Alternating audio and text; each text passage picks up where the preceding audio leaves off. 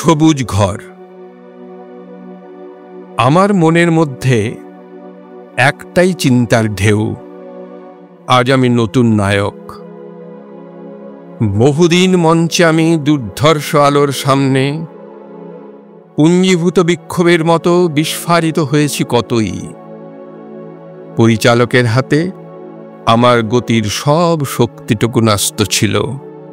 মাপা কথা, মাপা আলো, মাপা শব্দযোগ, তারপরে অ্যাকশন, সংলাপ।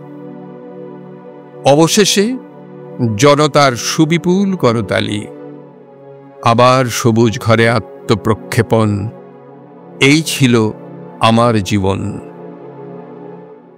আজ আমি আবার মঞ্চে এসে হিংস্রতার নারকীয় নাটকের দৃশ্যে উপস্থিত, হাতে নিয়ে আগুনের খণ্ড উৎস, দৃশ্যপটে রক্তাক্ত বাংলার ছবি।